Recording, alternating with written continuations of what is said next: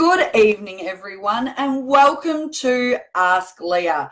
I have just got back home tonight after 2 nights away in beautiful Bairnsdale in East Gippsland. I have been down there running a couple of workshops, which has been awesome. The first one that I ran yesterday was Don't Shoot the Messenger, how to have difficult conversations and communicate effectively under pressure. That was to the Gippsland Environmental Agency's Women's Leadership Program. So it's this fabulous program for women from all the different environmental agencies across Gippsland. And we had all 10 represented yesterday, 28 women in the room, keen to learn to discuss strategies for managing themselves better under pressure, for communicating with people who have a different style to them, getting some self-awareness around how they communicate now, and then really getting into the nitty-gritty of how to have those tricky conversations.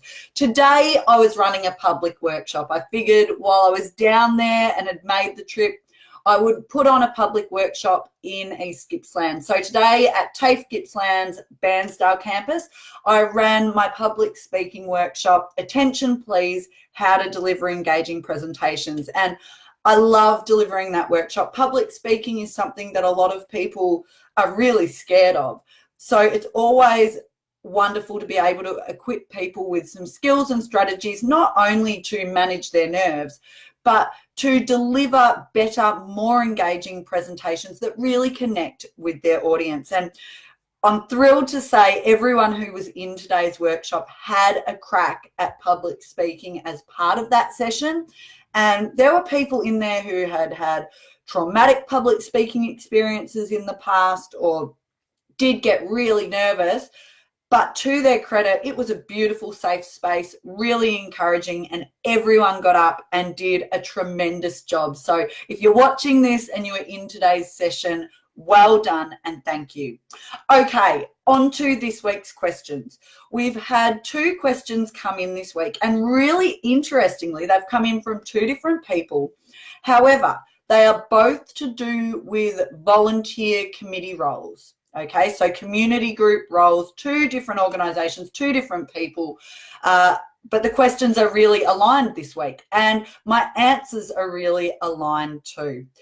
So the first question that came from someone in a community group who said, what do we do when our president has, a decision's been made as a committee, as a group, and at the next meeting, which was open to the public, not just the committee, at the next meeting, they've been talking about an issue and the president has said, oh yes, well, the committee made this decision, but I didn't agree with it. And they've said this publicly. Now, the person in the committee who contacted me is also on the executive of this group as well. However, she wasn't at the last meeting when the president did this, but it's caused real angst in the committee with people going, look, he's thrown us under a bus. He's publicly said that he didn't agree with it, even though it was majority rules, And the person who contacted me said, how do I deal with this situation? How do I manage this? How do we raise it with him? Now, few things. For starters, it shouldn't be the person who contacted me, because she wasn't at the meeting when the president did this. So as much as she wants to raise it, it really does need to be someone who was there, if possible. However, what I do suggest her doing is using this as an opportunity, and hi Chrissy, hi Christine, using it as an opportunity to set clear expectations for the committee. This happens in teams, in organisations all the time, in community groups. So much of the conflict and confrontation that happens because we haven't got clarity around expectations and roles. Okay, so it's one of the first pieces of advice I give people. Now, in this community group, it is quite clear that there has not been a discussion around how do we make decisions and what does it mean? If we've made a majority rules decision, does everyone need to own it? Publicly, at least. Do we say this was a committee decision? and we don't get into I agreed or disagreed, because, and most committees operate this way. That remains behind closed doors. You can have your disagreements behind closed doors, but if it's a majority rules decision, you present a united front as a committee. This is a conversation you need to have as a group at a meeting. How do you make decisions? Is it majority rules? Does it stay behind closed doors? And in the conversation I had with this person, I suggested potentially something you could look at is a levels of consensus approach to making decisions. So if you often have disagreement or conflict within a committee when you're making decisions, rather than have a simple yes, I vote for that, or no, I don't, levels of consensus is a 5-step process. Level 1 is yes, I agree with the decision and I am totally on board. I can easily accept the decision. Level 2 is I can accept the decision, but it's not my preferred option. Level 3, I can live with this decision. Level 4, I don't agree, but I won't block this decision. And level 5, I cannot accept this decision. Now you can see straight away with those levels how they can help with decision making. And what I recommend is that ideally in group decision making, you want to get everyone to a 3 or above. So a 3 is I can live with this decision. But if there's a lot of disagreement on your committee, you might say you'll take 4 and above. So 4 being, I don't agree, but I won't block it. And perhaps your aim is, as long as no one's at a level 5, I cannot support this decision, then the decision goes through, okay, if it's majority. But you have to have these conversations. And if you're on a committee watching this, if you are a volunteer and you have not had these conversations, you need to make it an agenda item at your next meeting, okay? If you are interested, I can send you through, I'm more than happy to, a PDF document that has a whole heap of questions for your committee to consider, okay? How do we go about making these decisions? But you have to have clarity, okay? Now, I know that this president is a bit of a dictator and it's a bit of a my way or the highway show. However, if this is a genuine committee and the rest of the committee is feeling really unsettled by what he's done, you do need to very empathetically, very compassionately, but strong and assertively explain why this is important and share your common ground. We want what's best for the group. Now, he might huff and puff and get aggro. He might even storm out. You can't control him. But you do need to have this conversation. As an aside, okay, potentially someone who was at that last meeting when he did sort of throw everyone else under a bus and say in front of the public who weren't on the committee, oh, yes, I didn't agree with that decision. Perhaps you have a conversation with him about, how that made everyone else on the committee feel. Look, we thought that it was a majority decision and we're a bit concerned about the perception to the public that, we're not a united committee. Sure, you can have that conversation, but here's the thing. If you don't have any rules and no one's ever had the conversation about that decision-making process and the fact that decisions do remain behind closed doors, sure, you don't like what he did, but there was nothing to stop him. There was no conversation. So you need to have that clarity. Okay, second question, different organisation. This is a tricky one too. Volunteers. We love our volunteers, and at most organisations, charities, sporting clubs are always desperate, crying out for volunteers. But what happens when someone puts their hand up to volunteer for your organisation and they're not a good fit? They haven't been accepted as a volunteer yet, but they've put up their hand, they've said, yep, I want to be involved, and maybe they've got some ideas, and straight away that something's not right. Maybe it's a gut feel. You've got to be really careful in this situation though about bias and judgment, because sometimes we can think, oh, they're not a good fit, and it's simply because they're not like us.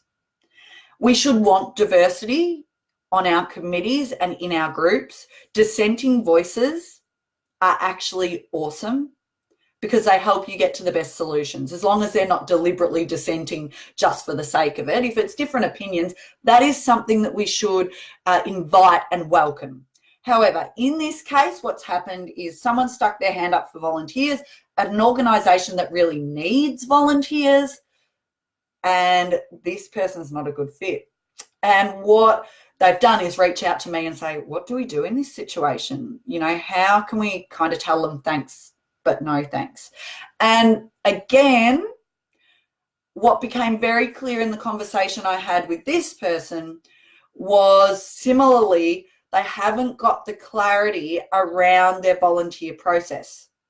And this has never happened before. So the good, you know, I'm always looking for the learnings in tricky situations like this. The learning is, okay, we need some more structure around volunteers so that when people apply to be volunteers with us, we can actually say straight up, okay, yes, we've got a process to go through, which might include working with children or police checks and things like that. However, you probably need a caveat in there where there is something around, you know, it's at the committee's discretion or it's at the board's discretion about which volunteers are accepted. Perhaps you need to do some thinking around, does there have to be a reason given if someone isn't accepted as a volunteer? You need to get the clarity.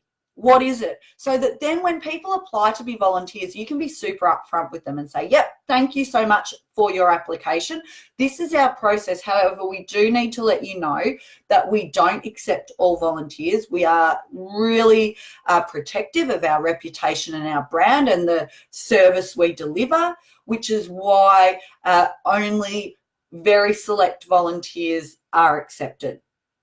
If you're upfront with that, it straight away puts people on notice that this is not a given. Okay, this is not a given because I'm volunteering, and it helps protect you to be able to make those decisions. Now, I know this person is feeling very uncomfortable because they've got the gut feel. It's not just them. They've checked with someone else as well, and they've both got this feel that this is not a good fit. This could go pretty pear-shaped if we say yes to this volunteer. So I know it feels awkward. But my question to you is this: how much worse will it be if you don't say something now and they start volunteering with your organisation and then it goes pear-shaped and they cause some major issues? So if you've got all these red flags that are saying it's not a good fit, I get that it's awkward now. And it could cause blowback. That's the reality. What's the worst that could happen? It could cause blowback. They could go out there and say, oh, this organisation, they say they want volunteers and they didn't take me. Absolutely, that could happen. But is the damage of that less than the damage if they get into your organisation and do what you think they might do? How you can buy yourself some time right now, though. It's not about avoiding the difficult conversation, but how you can potentially buy yourself some time. And this isn't a lie. I am recommending you do this. Is you get back to this person who's submitted to volunteer and you say, thank you for your application. I'm letting you know we've actually put all volunteer applications on hold at the moment because we've identified that we need to review our volunteer process. And then that's exactly what I recommend you do. Go away, sit down with the rest of your committee or organisation and actually thrash this out and say, what do we do in this situation? How can we protect ourselves? What step can we communicate to potential volunteers so that they know upfront it's not just about passing a police check and working with children, that it still is up to our discretion? And then how can we communicate that upfront with everyone? So again, it's all about clarity and shared expectations and being so clear about what happens in your organisation. How do you work? How do you communicate? How do you behave? What does success look like? If you do have volunteers starting on your committee, what is the role of a volunteer? What is the role of the committee? What's your purpose? What commitment do we seek from you? How often do we meet? How long are the meetings? What things are discussed? What's the expectation about what you keep quiet and what you don't? Have these conversations and you will avoid so much of the conflict and heartache. That is it from me tonight. I hope you have a wonderful rest of the week. Some of you will have seen my post today about school holidays coming next week. Hopefully, like me, you get to spend some amazing time with your kids, which will be great. But let's face it, the juggle is very real. So I will be balancing business and kids, but I will definitely be handling it better than I did the term 1 holidays when I got told off by my son after I was very crabby. So have a great week, everyone. I'd love your questions next week. Ask Leah will be on next week in the holidays. I may even need to give myself some communication advice. If you've got a soft skill or communication question, send it through and have a good one, folks. Cheers.